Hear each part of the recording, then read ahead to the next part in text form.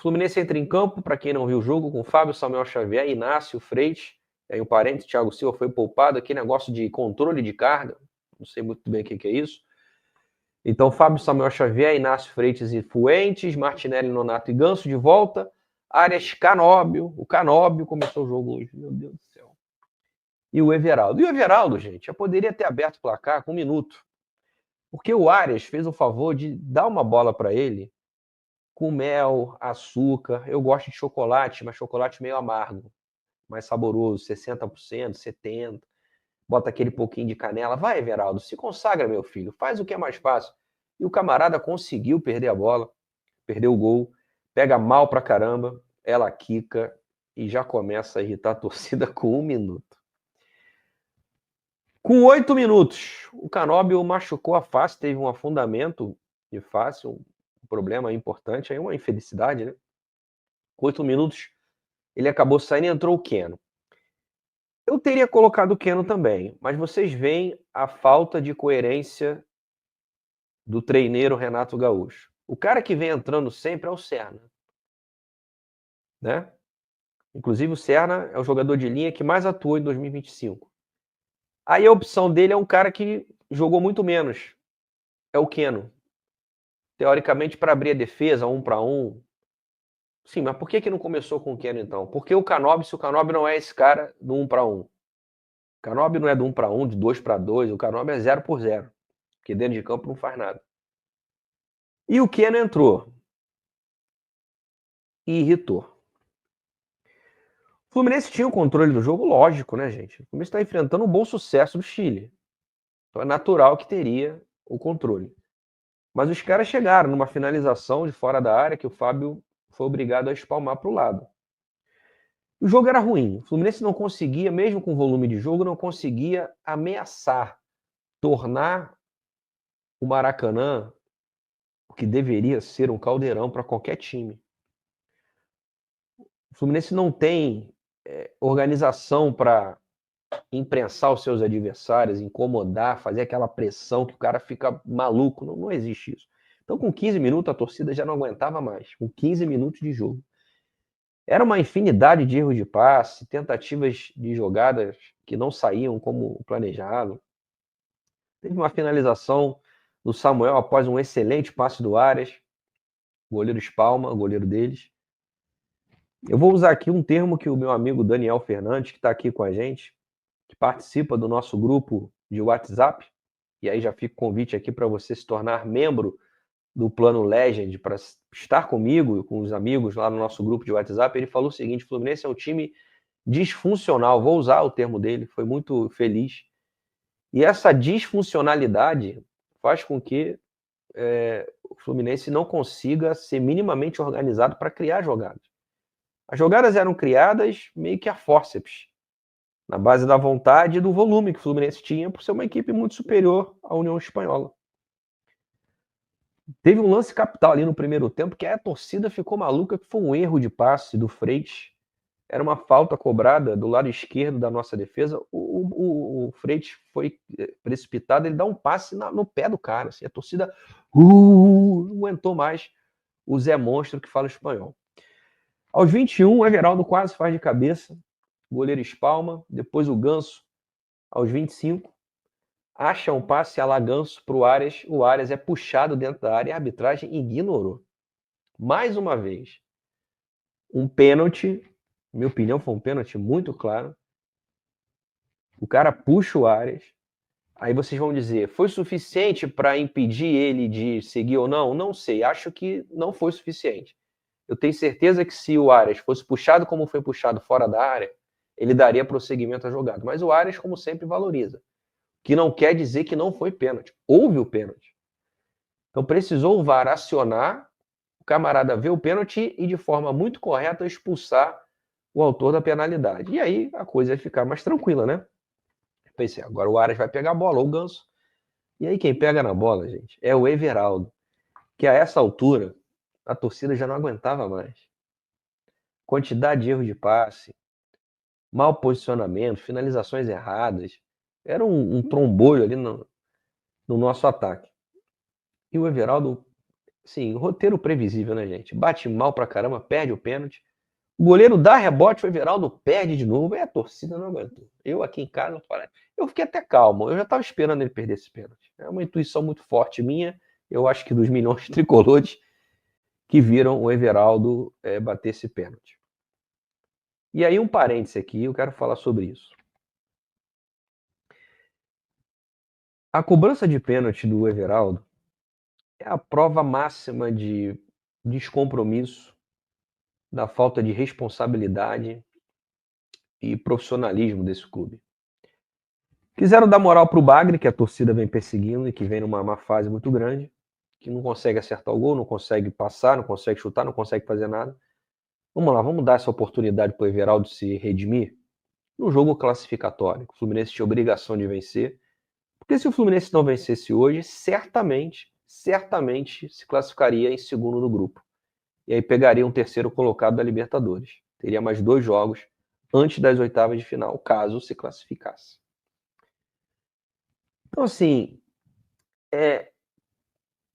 não surpreende.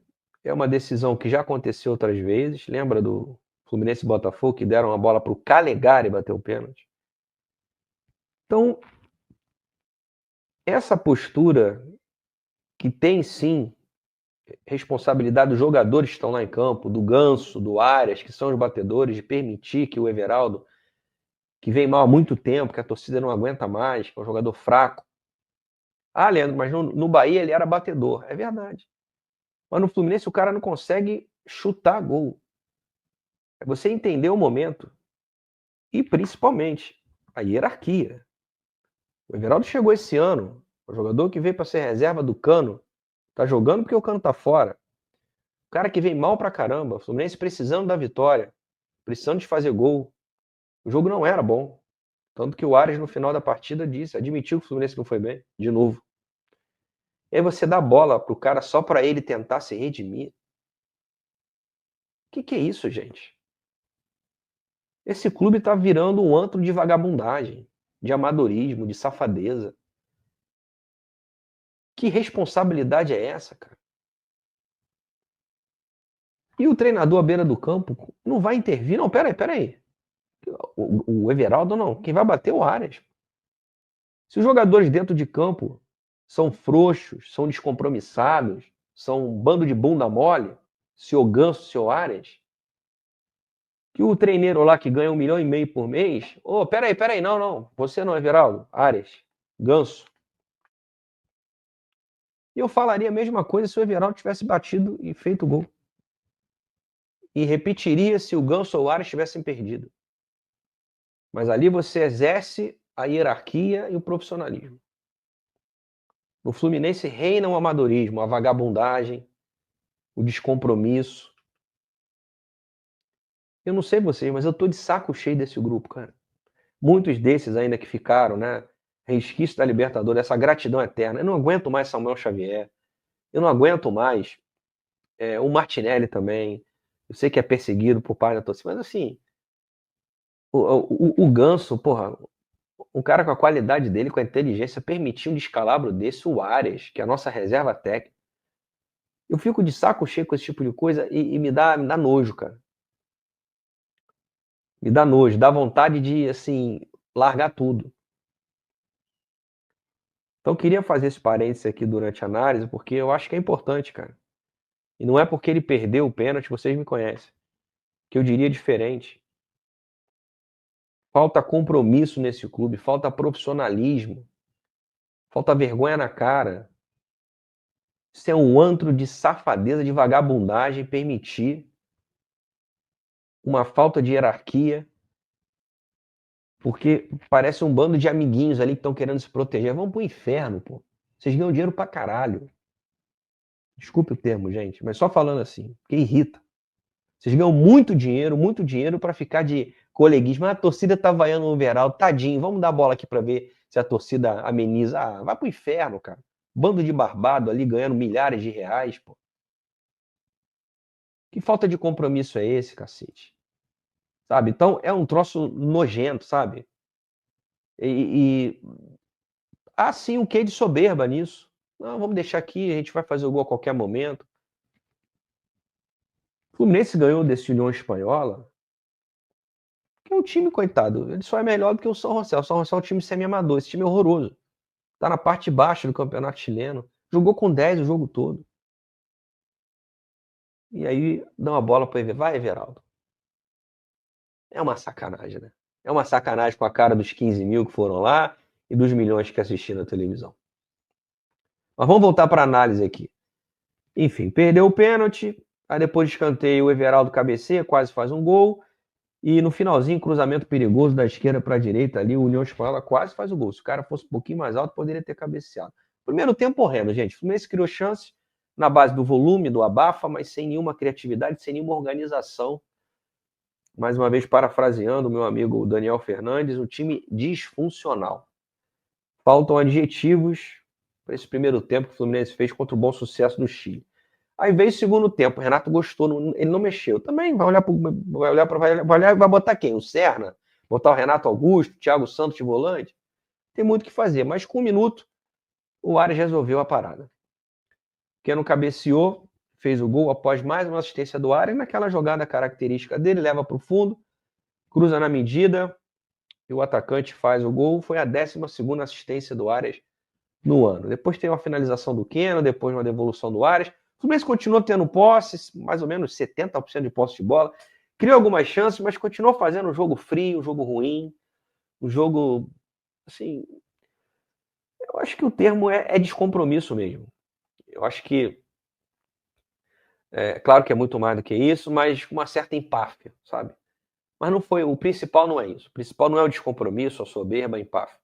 O principal é a falta de trabalho, falta de material humano e de trabalho tático. Já já a gente vai falar. Aos 26, o Renato faz as últimas mexidas. Não, perdão, ele tira o Ganso, bota o Sé no Ganso, sai meio chateado. O Ganso fez jogo aí, nota 5, 5,5, ainda não tá no seu melhor, mas foi dele, né, que começa a jogada que originou o pênalti do Ares.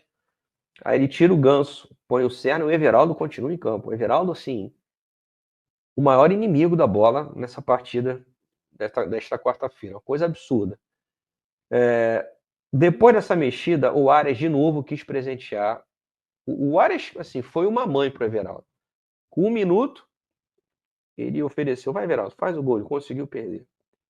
Deu a bola pro cara bater o pênalti e ele perdeu. E nessa jogada aqui que eu vou narrar agora, o Ares dá outro passe açucarado pro Everaldo. Vai, Everaldo. E o bonde jogou a bola lá no prédio da Petrobras. Para quem conhece o Maracanã sabe que fica longe. Um negócio absurdo. A permanência do Everaldo. O jogo que ele fez é aquela coisa, né, do treinador. Não, vamos dar moral para ele. Se eu tirar, a torcida vai. Que se dane, pô. O cara tá jogando nada, tem que sair. Ah, não tem opção, improvisa, meu irmão. E foi o que ele fez.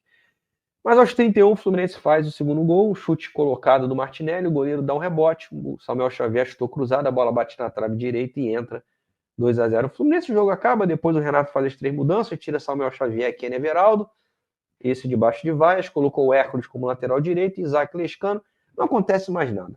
Acaba o jogo, a torcida vaia, aí depois um misto de aplausos ali, né, aquela turma do Mário, né, parte da torcida que torce pro presidente. Aí as vaias também são meio que abafadas. Enfim, gente, o Fluminense joga, faz mais uma partida ruim, como tantas que vem fazendo nesse ano, especialmente depois da chegada do Renato Gaúcho. O Fluminense não conseguiu convencer a torcida contra uma equipe extremamente ingênua e limitada, que jogou a partida praticamente com 10 atletas. O Fluminense foi incapaz de criar uma pressão, uma atmosfera no Maracanã que levasse o torcedor para junto do campo para empurrar esse time.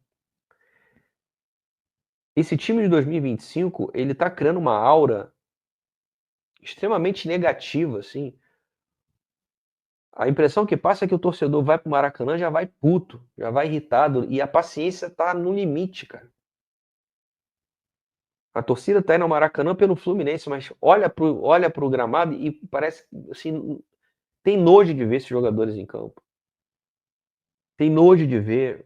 Agora alguns estão começando a despertar para ver quem é Renato Gaúcho. O presidente nem se fala, né, o maior responsável por isso, embora alguns ainda passem pano.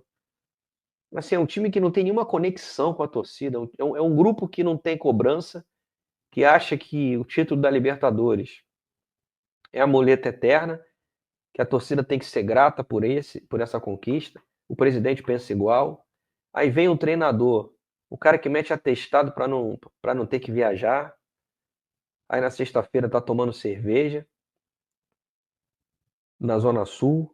O cara que não tem o mínimo de tino, de parte tática, não sabe nada, mexe mal, escala mal. O Fluminense é uma zona, cara. Essa vitória hoje foi feita na base da diferença técnica entre os times. O Fluminense é uma equipe profissional de nível médio do Brasil contra um time de nível médio do Chile. A diferença é muito grande. O Fluminense ganhou por isso. E porque também acabou sendo beneficiado com a expulsão lá do camarada, porque senão o negócio poderia ficar complicado. Se fosse 11 contra 11, eu não sei se o Fluminense venceria esse jogo, que seria uma vergonha, assim, daquelas para ficar na história. Então, assim, o Fluminense, insisto, é um elenco medíocre, igual a mediano, igual a maioria dos times brasileiros. A maioria dos times brasileiros é parecido com o Fluminense.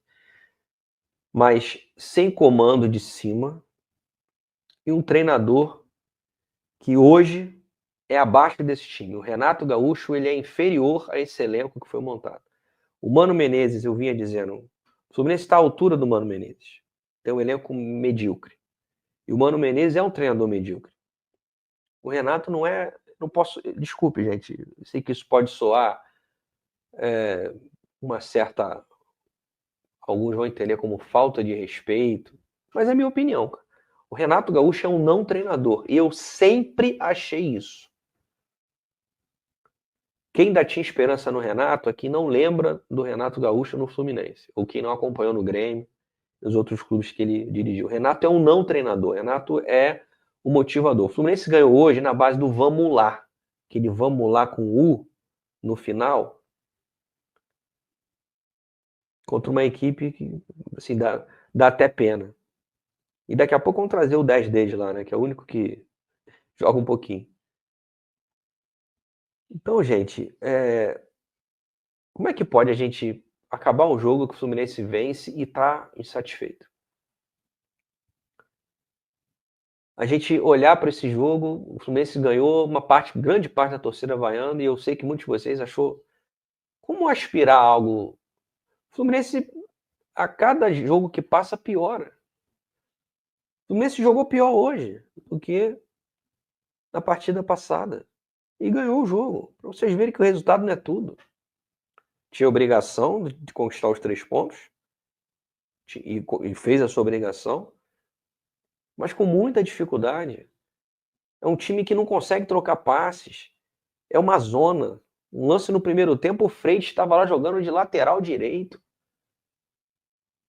O Fluminense continua sendo bola no Ares e resolve aí. E de novo ele resolveu e foi o único que eu salvo aqui de novo.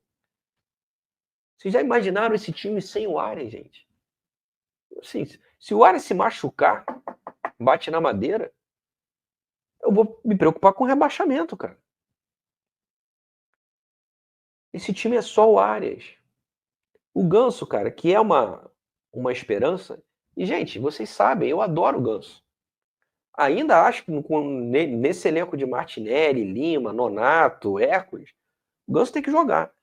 Mas eu não espero do Ganso mais do que ele já deu. Ele tá mais velho, fisicamente tá pior, a tendência do Ganso é piorar. E a gente olha pro banco e não tem saída, cara. A alternativa é uma promessa do Paraguai. Sabe? É bola no Ares e, meu amigo, faz alguma coisa aí, porque taticamente o camarada ali na beira do campo não vai tirar coelho da cartola, não. E dentro de campo o Ares dialoga com quem? Cara, hoje ele colocou o Samuel Xavier na cara do gol, o Everaldo 2 vezes na cara do gol e mais o pênalti que ele deu. Só no Keno que, pô, se o Keno não faz aquele gol também, pelo amor de Deus. Daqui a pouco o Ares vai cruzar e cabecear, cara. É a reserva técnica desse time, mais nada, cara. Mas o que se espera de uma equipe medíocre como o Fluminense? Que tem um mínimo de trabalho tático. Eu não tenho o menor pudor de hoje dizer que o Fluminense piorou com o Renato Gaúcho. Com o Mano Menezes, o modelo já não dava certo. E o Mano é um técnico limitado, ele não consegue fazer outra coisa a não ser aquele 4-2-3-1, com o primeiro volante de mais pegada, um segundo volante de saída, um meia que joga aberto, um atacante que joga aberto e um centroavante camisa 9. E o camisa 10. O Mano, o modelo dele é esse, independentemente do time que ele treinar. O técnico tem seus limites, cara. E acho que chegou no limite dele. E deveria ter saído mesmo. Mas o Fluminense traz um cara que não é treinador. O Mano Menezes, que eu nunca gostei, reconheço nele um treinador de futebol, que eu não gosto. O Odair Hellmann, que vocês sabem que eu acho péssimo, horroroso, também vejo nele um treinador de futebol. Ruim, não gosto. Mas o que é o Fluminense? O que foi o Fluminense do Renato Gaúcho em todas as passagens dele? É uma equipe que sempre dependeu de individualidades, que taticamente sempre foi uma bagunça, uma desordem, uma disfuncionalidade, né, meu amigo Daniel? O que eu vou esperar do Renato, cara? O oba-oba-oba, quando eu vi esse negócio, falei, cara, a torcida, assim, eu nem me manifestei muito, porque dizem que eu sou chato, né? Corta prazer, not flu, aquela babaquice que vocês conhecem. Então eu falei, cara, eu vou deixar as pessoas se frustrarem sozinhas. Eu não vou ter sua opinião, vou dar um tempo pro Renato. Mas assim, a coisa tá tão pior do que eu imaginava. Na verdade, o Renato até me surpreende, porque eu achava que o Fluminense ia manter o nível do Mano, que é ruim. E tá pior.